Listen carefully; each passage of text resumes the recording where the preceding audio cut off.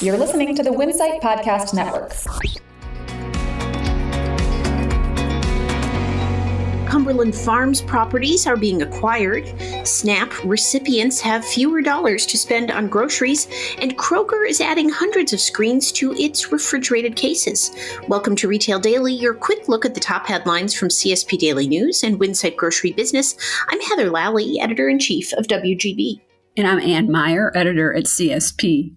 Laying out an initial nearly $73 million, real estate investment firm Realty Income Corp.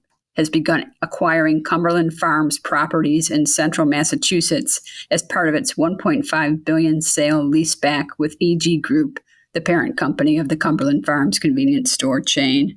The average grocery trip spend for SNAP customers has fallen by $4 since the end of emergency allotments for the food assistance program starting in March. That's according to consumer data specialist Numerator.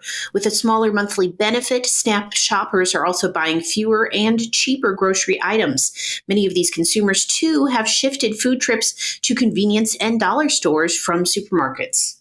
Hundreds of Kroger stores across the country are about to get a tech upgrade to the refrigerated food sections through an expanded partnership with grocery tech media company Cooler Screens. The partnership will bring the Cooler Screens digital Internet of Things enabled smart screens to coolers and possibly eventually to other surfaces at about 500 Kroger locations. It follows a 3-year pilot aimed at improving in-store consumer experiences with dynamic, interactive media and digital merchandising, the tech company said. As BP assigns new leadership for Travel Centers of America, a new structure for the company is beginning to take shape.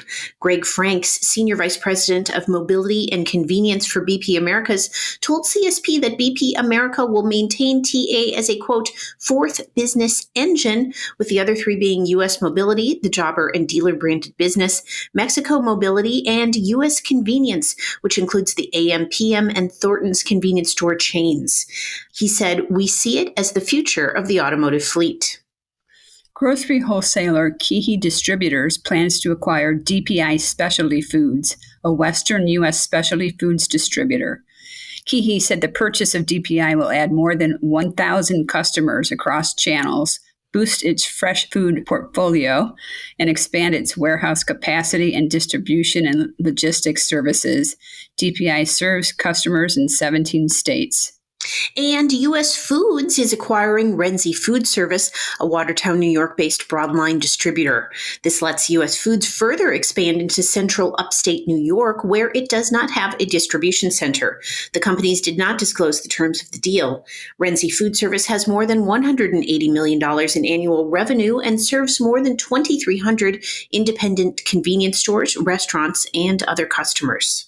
Economists often consider travel trends as a barometer of consumer confidence, and while more consumers are expected to travel this Memorial Day than last, the numbers aren't likely to return to pre-COVID levels from 2019, according to research from AAA and Bankrate.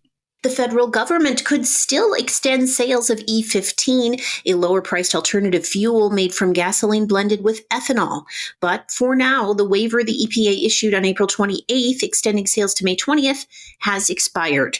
This means fuel stations in states without reformulated fuel programs aren't allowed to sell the fuel, which often is priced at 20 cents less than other fuels per gallon.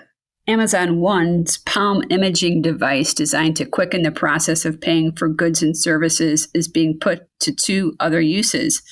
The biometric technology is expected to be used for age verification for alcohol sales at Aramark venues at Coors Field in Denver this baseball season and for Panera Bread's loyalty program.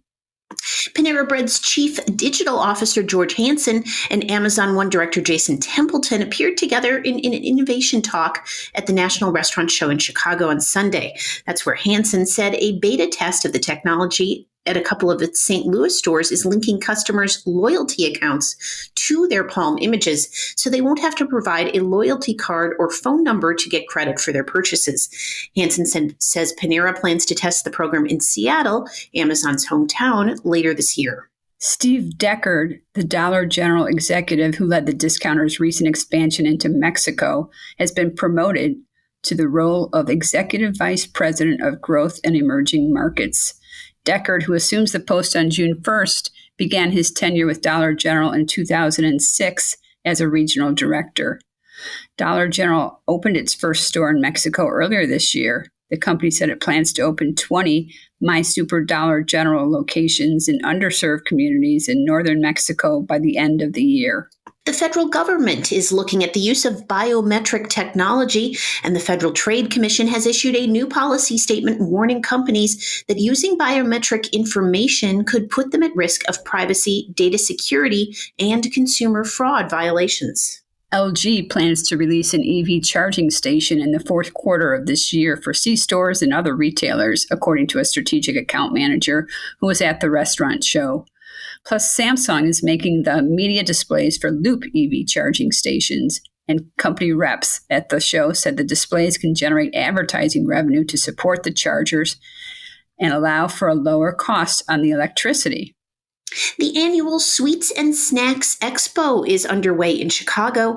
The 4-day expo that runs through Thursday transforms the McCormick Place Convention Center into a life-sized Candyland, and it will be the final show in Chicago before moving on to new host cities. Beginning in 2024, the Sweets and Snacks Expo will cycle through a rotation of 2 years in Indianapolis, followed by 1 year in Las Vegas until 2032. Key trends from this year's show included brand collaborations, flavor mashups, and social media-friendly interactive treats. Aldi's geographic footprint continues to grow. On Thursday, the discount grocer will open 2 new stores in and around Philadelphia and in Orchard Park, New York, an outer ring suburb southeast of Buffalo. The store openings are part of Aldi's plan to add 120 new stores this year, bringing its store count nationwide to more than 2,400.